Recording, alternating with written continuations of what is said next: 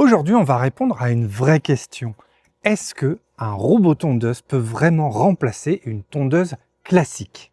Parce que jusqu'à maintenant, soyons honnêtes, les robots tondeuses, c'est pratique, ça entretient. Mais dès que l'herbe est un peu haute, un peu dense ou que le terrain devient compliqué, ça montre vite ses limites. Et là, je suis tombé sur un truc assez particulier, le Laimo One Plus. Et quand je dis un robot tondeuse, c'est peut-être même pas le bon terme. Parce que ici, on est clairement plus proche d'une tondeuse, mais autonome.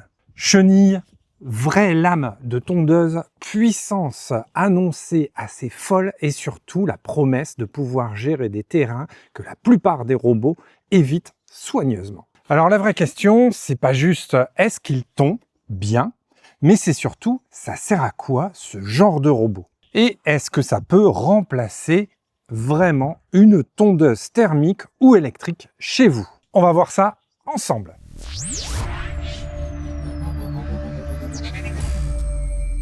Allez, avant de rentrer dans le détail, si ce genre de test vous intéresse, pensez à vous abonner à la chaîne et activer la cloche. Ça m'aide énormément et ça vous permet de ne rien louper des prochains tests. Et aujourd'hui, on s'attaque donc au fameux Laimo One Plus. Alors attention, petit point important dès le début, il ne faut pas confondre avec le Laimo One tout court. Ici, on est bel et bien sur la version Plus qui apporte pas mal d'améliorations, notamment sur la puissance de coupe et les capacités globales. Alors, sur le papier, le positionnement est assez clair. C'est un robot tondeuse, mais destiné à des terrains beaucoup plus exigeants que la moyenne. On parle ici de grands jardins, de terrains complexes, avec des pentes, des obstacles. Bref, typiquement des endroits où les robots classiques commencent vraiment à galérer. Côté caractéristiques, vous l'aurez vu, on est déjà sur quelque chose de très différent. On a un système de coupe avec 2 lames rotatives en acier qui montent jusqu'à 6000 tours par minute. On est donc très loin des petites lames qu'on retrouve habituellement sur les robots tondeuses. On a aussi un système de flux d'air qui s'appelle le Cyclone Airflow et qui permet de redresser l'herbe avant de la couper, pour vraiment rendre la tonte beaucoup plus homogène. Les lames font donc office d'hélices qui viennent aspirer l'herbe. Le robot est capable de gérer des pentes jusqu'à 45 degrés, soit 100% de pente, ce qui est énorme, notamment grâce à ses chenilles, et ça, on va en reparler plus tard. Et surtout, pour la simplicité d'utilisation, il n'y a pas de câble périphérique. Tout se passe par un système de navigation combinant RTK, la localisation par GPS, mais aussi par caméra, avec une cartographie directement dans l'application. Mais là où ça devient vraiment intéressant, c'est sur l'autonomie et la surface de tonte. On est sur une batterie LFP. Donc c'est une techno plutôt durable dans le temps, avec plusieurs milliers de cycles annoncés. Concrètement, grâce à cette batterie, le robot peut fonctionner jusqu'à environ 3 heures en continu. En termes de surface de tonte, on est donc autour de 2000 à 2300 mètres carrés par charge et jusqu'à 7000 mètres carrés en une journée complète avec des cycles de charge et de tonte. Donc là, on comprend bien qu'on n'est pas du tout sur un robot pour un petit jardin de 300 mètres carrés. On est clairement sur une machine pensée pour des très grandes surfaces, voire des propriétés assez importantes. Donc sur le papier, on a un robot ultra complet, ultra puissant et surtout très ambitieux. Mais forcément, la vraie question, c'est est-ce que ça fonctionne vraiment sur le terrain? Et ça, on va le voir tout de suite. Bon allez, comme d'habitude, je vous propose un petit retour en arrière au niveau du déballage et de l'installation. Allez, c'est parti pour ce déballage du Laimo One Plus. Pour info, il faudra être 2 car le carton est énorme et il est super lourd. Et vous allez voir pourquoi c'est lourd. Le robot, il est vraiment mastoc. Donc, on ouvre en enlevant d'abord la première partie.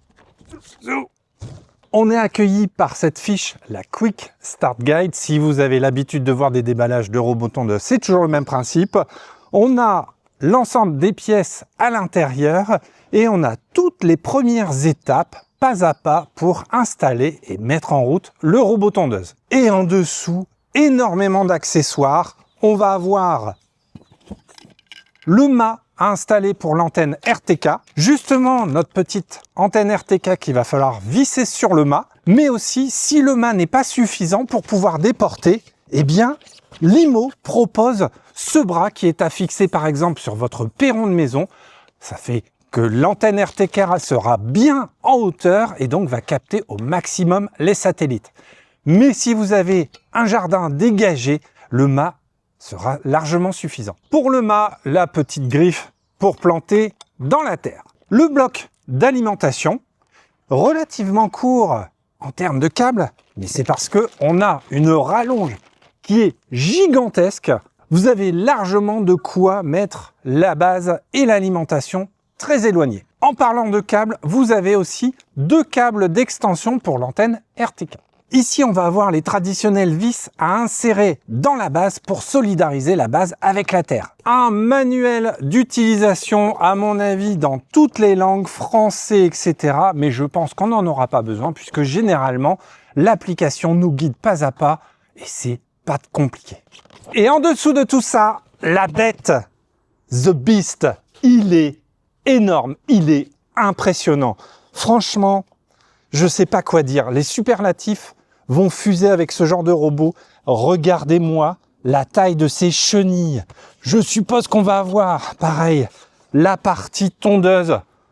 Bon, je vous montrerai tout ça en détail. On est vraiment que sur la partie unboxing. Donc on a ce robot gigantesque qui est lourd. Il est vraiment lourd. Pour pouvoir le manipuler, ça va être compliqué tout seul. Faut pas qu'il tombe en panne à l'autre bout du terrain. Appelez. Et en dessous, je vois qu'on a un autre bloc d'alimentation. Et donc, juste avant, je me suis trompé. Le bloc d'alimentation que je vous ai montré avant, en fait, c'est pas le bloc d'alimentation pour la tondeuse et la base. C'est tout simplement le bloc d'alimentation si vous voulez déporter l'antenne RTK, ne pas la connecter sur la base. Et en dessous, on a cette magnifique base. Magnifique. Bon, les fameux QR codes pour aider le robot à revenir sur sa base, les petits trous pour visser la base dans le sol, les 2 câbles d'alimentation et d'antenne RTK. Encore une fois, l'antenne RTK pourrait être déportée sans être branchée à la base. Allez, c'est parti pour l'installation. Allez, donc j'ai choisi un petit emplacement pour sa maison abrité avec ses panneaux solaires. Ça évitera qu'il se prenne la pluie en quotidien quand il ne travaillera pas. Première étape, on va fixer la base dans le sol. Ça permet à ce que la base ne bouge pas quand le robot va venir s'arrimer. Et à mon avis, vu la puissance du robot, on a intérêt à mettre 2 bonnes vis.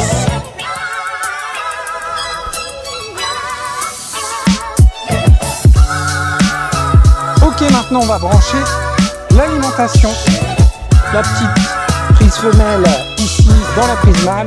Bien sûr, ce sont des prises étanches. Aucun souci pour que ce soit dehors. Et maintenant, il ne reste plus qu'à brancher l'antenne RTK. Et voilà, maintenant on va trouver un emplacement pour cette antenne RTK. Ok, maintenant on va mettre le robot sur sa base. Il y a des bonnes poignées pour le choper. C'est très lourd. Encore une fois.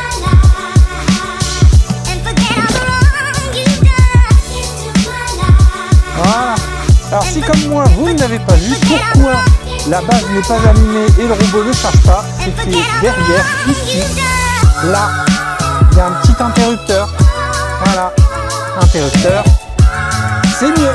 Ok, une étape aussi, n'oubliez pas, c'est de brancher la batterie. La batterie est énorme comme vous pouvez le voir et c'est ce qui permet de pondre 7000 m² avec une batterie. Donc il va falloir la brancher. Alors chose qui est plutôt bien aussi, on n'est pas encore sur le bilan, là c'est vraiment l'installation. Mais je trouve que si on peut enlever la batterie, ça veut dire qu'on peut la changer facilement. Ça c'est une bonne chose. Allez, on branche ça. Hop. Hop. Et hop, on allume. Allez, le reste, ça va se passer dans l'application. Voilà donc, une fois tout ça installé, vous téléchargez l'application Limo, vous créez un compte, etc. Voilà donc, Add Device, on ajoute, c'est un Limo One Plus. Next, on va passer en mode atterrage. Il a bien reconnu immédiatement le 4B1164 connecting. On sélectionne le réseau Wi-Fi ici. Maintenant que tout est installé, configuré, il va falloir créer la carte du jardin. Pour ça, on appuie tout simplement sur Create Map et on confirme les différents messages d'avertissement, etc. Et là, on va passer en mode télécommande. Et oui, comme vous pilotiez vos télécommandes, vos voitures télécommandées, c'est la même chose. On prend son téléphone en mode horizontal et hop, c'est parti avec les 2 pouces. Là, on va d'abord se mettre à une position, on va dire, de départ sur le bord. Donc généralement, moi je fais un démarrage depuis ce bord ici. Hop, ça se pilote plutôt pas mal. C'est assez maniable. Hop, allez, demi-tour. Alors, on n'a pas besoin de venir lécher les bords. Il faut quand même laisser 5 à 10 cm au niveau des bords. Et c'est parti, on fait un petit plus, donc pour commencer la zone. C'est bien une zone de tonte. Et c'est parti. Allez, zou, on va donc faire le tour du terrain.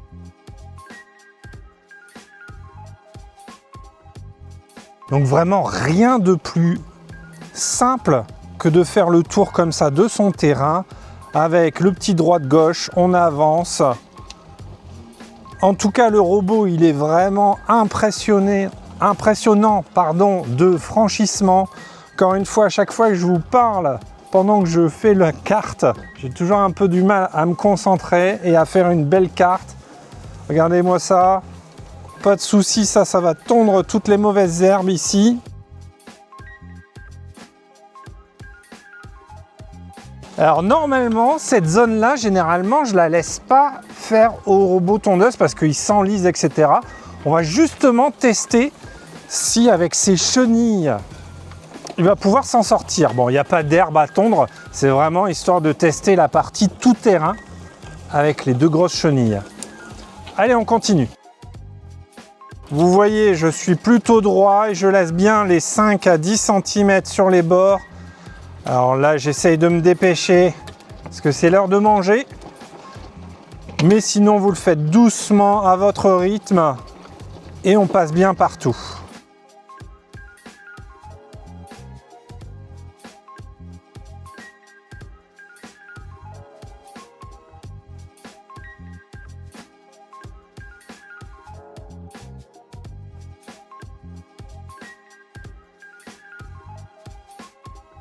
Et voilà, donc zone complète. J'ai bien fait le tour du terrain, comme vous pouvez voir. Terrain qui n'est pas très droit, mais c'est pas grave. Allez, c'est parti, la carte est créée. On a ajouté le dock. Vous avez vu un petit peu les différentes étapes. Moi, j'appuie sur le bouton Mow et je veux voir un petit peu ce que ça donne.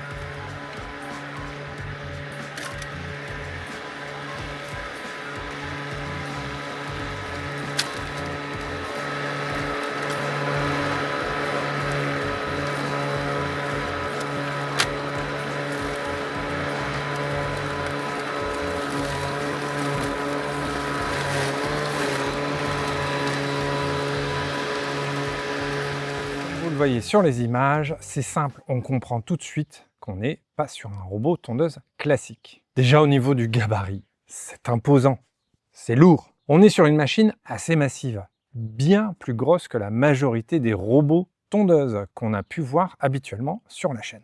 Et surtout, ça pèse son poids. Rien que le robot, c'est 35 kg. Donc clairement, on n'est pas sur un petit robot léger qu'on déplace facilement à la main. Là, on est sur une vraie machine de guerre. Bon, et ce qui saute aux yeux forcément quand on le déballe, la première chose, c'est surtout les chenilles. Là, on n'est plus du tout sur des petits trous en plastique. On est sur un vrai système de traction, un peu comme un petit engin de chantier. Et forcément, ça donne une bonne impression de robustesse et de capacité à passer partout. Vous le voyez à l'image, au niveau de la qualité de fabrication, on est clairement sur quelque chose de sérieux. Le châssis est solide, les matériaux respirent la durabilité et surtout, on sent que le produit il est pensé pour encaisser. Par contre, il a quand même son petit côté industriel. Et ça, on le retrouve notamment sur l'écran du robot. On est sur un écran monochrome avec des gros pixels, pas forcément très lisible en termes d'information et clairement pas au niveau de ce qu'on pourrait voir aujourd'hui sur d'autres produits plus grand public. Mais en même temps, c'est pas forcément un problème. Parce que dans les faits, on ne va quasiment jamais l'utiliser. Tout passe par l'application. Et sous le robot, là, on arrive sur quelque chose de beaucoup plus intéressant. On découvre le système de coupe. Et là, c'est assez impressionnant. On a deux vraies lames de tondeuse en acier qui tournent à très haute vitesse. Et ça change tout. On n'est plus sur ces petites lames qui viennent gratter l'herbe. Et on a vraiment une coupe franche, beaucoup plus proche d'une tondeuse classique. Et honnêtement, déjà à cette étape, on comprend déjà un truc. Ce robot, il n'est pas conçu pour faire joli dans un jardin. Il a été conçu pour bosser à votre place. Et ça, on va voir ce que ça donne sur le terrain. Alors, sur le papier, l'installation du Lymo One Plus, c'est simple. Et surtout, c'est un des gros arguments de ce genre de produit. Ici, pas de câble périphérique à enterrer tout autour du terrain. Tout passe par un système de navigation qui combine RTK, donc du GPS très précis, et un système de caméra embarqué. Concrètement, ça veut dire que vous allez cartographier votre terrain directement depuis l'application en pilotant le robot pour lui faire apprendre les limites de votre jardin. Et ça, sur le principe et en pratique, c'est vraiment bien. Parce que ça évite vraiment toute une partie installation un peu pénible qu'on a sur des robots tondeuses classiques avec fil périmétrique. Alors, maintenant, dans la réalité, c'est un peu plus nuancé. Déjà, il faut faire attention à l'installation du module RTK. Il doit être bien placé dans une zone bien dégagée avec une bonne visibilité sur le ciel. Sinon, vous allez perdre en précision. Donc ça, c'est un premier point à anticiper. Mais surtout, il y a un point qui m'a vraiment surpris. C'est la base de recharge qui doit obligatoirement être placée en dehors de la zone de tonte. Et ça, honnêtement, je trouve ça assez contraignant. Parce que dans beaucoup de cas, notamment sur des terrains clôturés, c'est pas forcément évident de trouver un emplacement adapté. Et si vous ne respectez pas cette règle, l'application va vous le faire comprendre assez vite avec des messages d'erreur. Alors moi, j'ai quand même essayé de contourner le problème. J'ai placé la base dans la zone de tonte, mais en créant la zone de tonte, on va dire, autour de la base. Donc, ça fonctionne, mais ça veut dire qu'il y a une partie du terrain qui sera jamais tondue automatiquement. Et ça, derrière, ça implique qu'il va falloir repasser avec un rotofil ou une tondeuse classique. Donc clairement, on perd un peu en automatisation. Autre point sur la mise en route, c'est la création des zones et du planning. Bon, globalement, ça fonctionne bien, même si au début, j'ai eu quelques bugs, notamment sur la programmation des cycles de tonte. Alors, bonne nouvelle, ça a été corrigé pendant mon test avec des mises à jour de l'application. Et ça, c'est plutôt rassurant parce que ça montre que le produit continue à évoluer. Mais du coup, il faut quand même garder en tête une chose. Ce robot n'est pas forcément un produit plug and play parfait dès le départ. Mais c'est une machine qui demande un peu de prise en main, un peu d'ajustement, surtout au début. Et ça, c'est quand même important de le savoir avant de se lancer. Allez, maintenant, parlons un peu de la partie navigation et de l'intelligence du robot. Parce que là aussi, sur le papier, le Lymo One Plus est vraiment très ambitieux. Je vous l'ai dit, on est donc sur un système qui combine du RTK, du GPS très précis, avec une caméra embarquée et de l'intelligence artificielle. L'objectif, c'est simple. Permettre au robot de se déplacer de manière autonome, sans câble, tout en étant capable d'éviter les obstacles en temps réel. Et globalement, ça fonctionne plutôt bien. Le robot suit des trajectoires propres, organise bien ses passages et surtout, il évite correctement la plupart des obstacles. Typiquement, des objets posés sur la pelouse, des jouets, des petits éléments, il les détecte et les contourne sans problème. Donc de ce côté-là, c'est plutôt rassurant. Maintenant, ce n'est pas parfait non plus. Et là encore, je préfère être transparent. Il m'est arrivé plusieurs fois que le robot se bloque notamment sous des arbres, probablement à cause des branches basses ou des zones un peu plus complexes à analyser pour le système. Et du coup, dans ces cas-là, il faut intervenir. La solution que j'ai mis en place, c'est tout simplement de créer des zones d'exclusion directement dans l'application. Et une fois que ça c'est fait, le problème est réglé. Mais ça montre quand même une chose importante. L'IA est efficace, mais ce n'est pas encore infaillible. Il faut parfois adapter son terrain ou affiner la configuration pour éviter ce genre de situation. Et c'est d'ailleurs assez cohérent avec ce qu'on a vu tout à l'heure sur l'installation. On est sur un robot très avancé, mais qui demande encore un peu d'ajustement pour vraiment être optimisé. Après, il faut aussi noter un point positif. Pendant toute la durée de mon test, j'ai vu des améliorations via des mises à jour. Des bugs ont été corrigés, notamment sur la gestion du planning, l'efficacité de la tonte, etc., etc.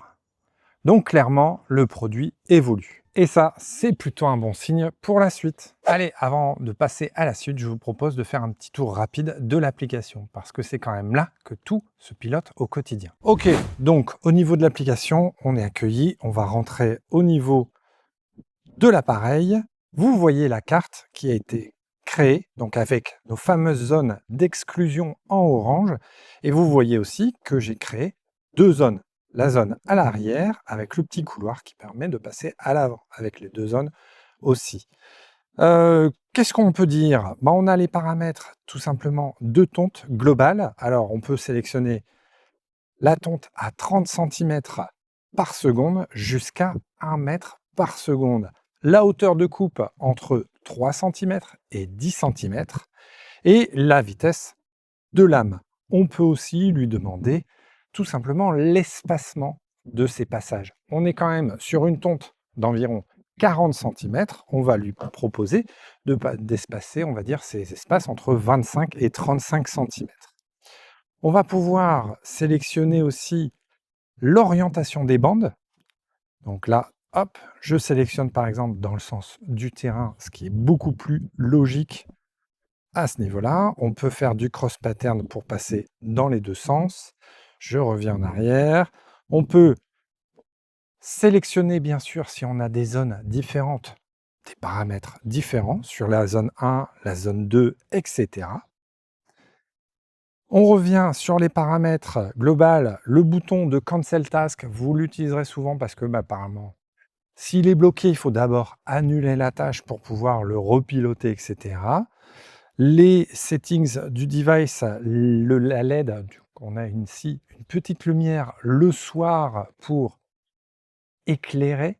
Encore une fois, si vous n'avez pas besoin de tondre la nuit, ça ne sert à rien. Laissez l'herbe reposer et éventuellement les petits animaux, même si encore une fois, il est prévu pour éviter tous les petits animaux, les hérissons, etc. Mais par défaut, on va laisser, on ne va pas tondre la nuit. Voilà, des paramètres sur Rainy Moving, donc il y a un capteur de pluie ici. Si vous voulez ne pas tondre pendant la pluie, vous pourrez activer ce paramètre. Là, pour l'instant, il est désactivé. Retour sur le dock, la façon de revenir au dock, on passe.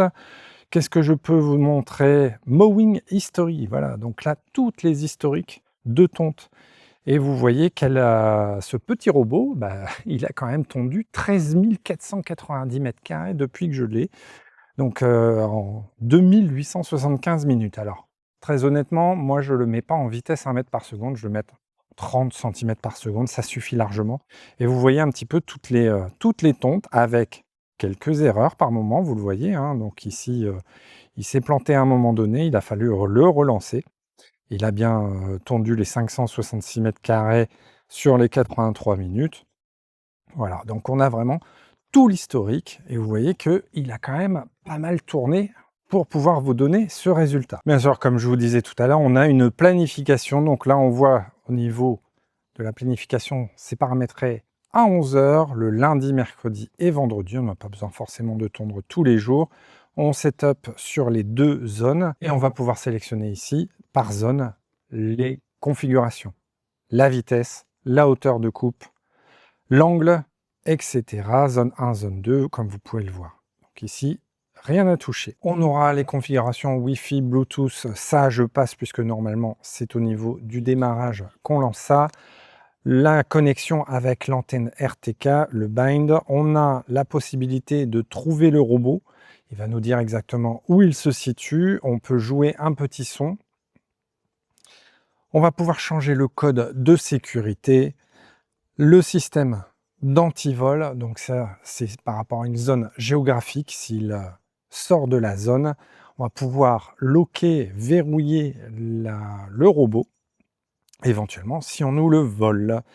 Et voilà, après, une autre chose qu'on peut voir ici directement, c'est le système caméra. Alors là, j'ai éteint le robot parce que mine de rien, il souffle.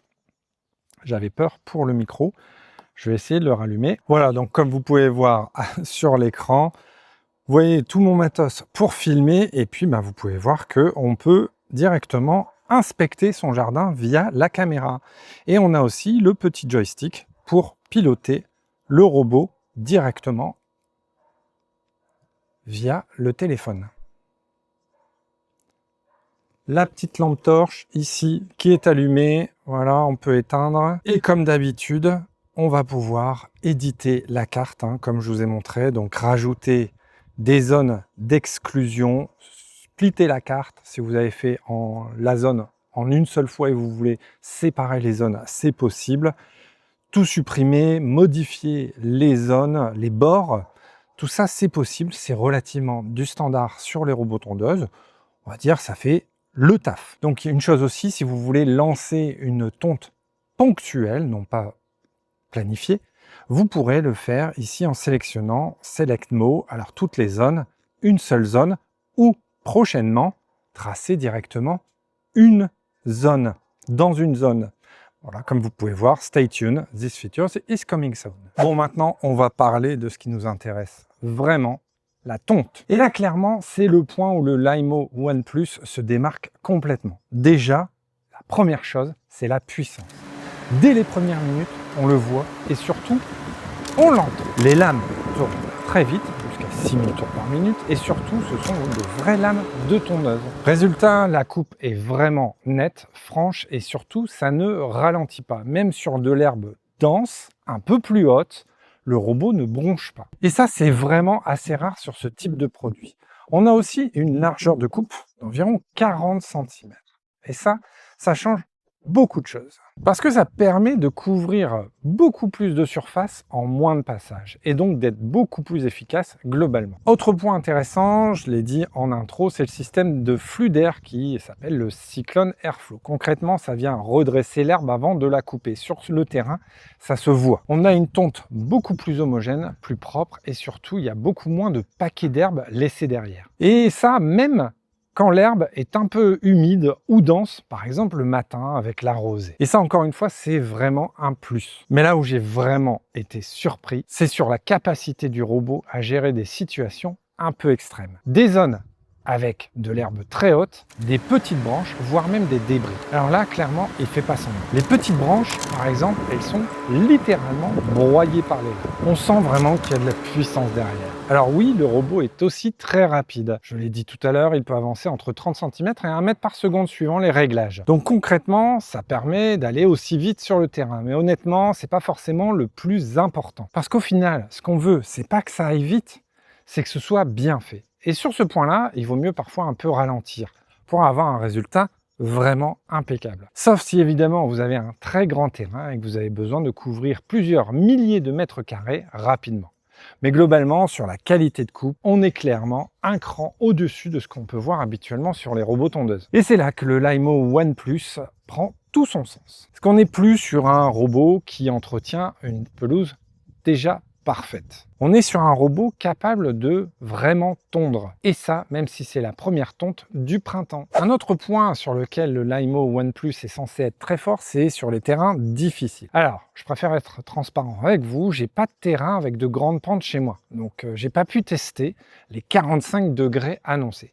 Par contre, sur le papier, c'est clairement un gros argument du produit. Grâce à son système de chenilles, le robot est capable de gérer des pentes jusqu'à 45 degrés. C'est énorme et très largement au-dessus de ce que propose la majorité des robots tondeuses. Et ce système de chenilles, on le retrouve aussi pour le franchissement. Le robot est capable de passer des obstacles jusqu'à 7 cm de haut. Racines, petits trous, bosses, normalement, tout ça, il est censé le gérer sans problème. Et là, il y a un point intéressant à comprendre. Sur un robot classique, avec les roues, dès que vous avez un trou ou une irrégularité un peu marquée, il y a quand même des risques que la roue se trouve dedans. Et à partir de là, le robot peut patiner, voire complètement se bloquer. Avec les chenilles, ce problème disparaît quasiment. Le contact au sol, il est beaucoup plus large, la traction est vraiment bien meilleure et du coup, le robot flotte beaucoup plus sur le terrain. Même sur des zones un peu irrégulières, il reste stable et continue d'avancer sans difficulté. Alors même si j'ai pas pu tester les pentes extrêmes sur un terrain normal, on voit vraiment déjà la différence.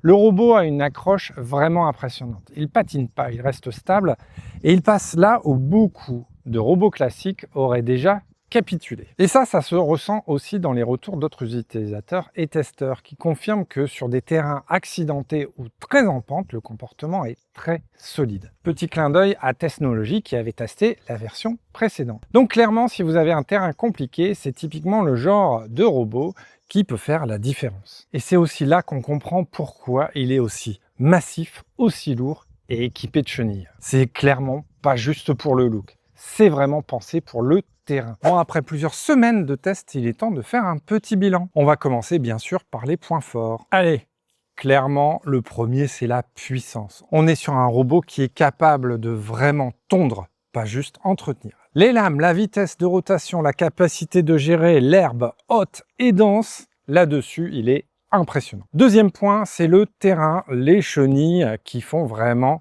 la différence. En termes d'adhérence, de stabilité et de franchissement, on est largement au-dessus de ce qu'on peut voir habituellement. Troisième point, c'est l'efficacité globale entre la largeur de coupe, la vitesse, la capacité de couvrir de grandes surfaces. C'est clairement un robot pensé pour de grands terrains. Et enfin, le côté évolutif.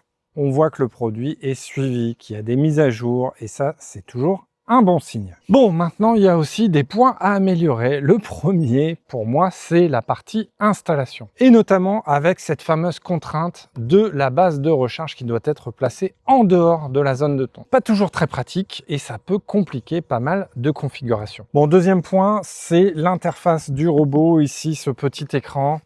On est sur quelque chose de vraiment très basique, pas très lisible, clairement en décalage avec le reste du produit. Bon, comme je l'ai dit tout à l'heure, ça reste pas trop grave puisque de toute façon, tout se fait via l'application. Troisième point, c'est la partie navigation. Alors, globalement, elle est bonne, hein, mais pas parfaite. Il peut encore se bloquer dans certaines situations, notamment autour des arbres, qui l'obligent à créer des zones d'exclusion. Et enfin, de manière beaucoup plus globale, vous l'aurez compris, c'est quand même pas un robot plug and play.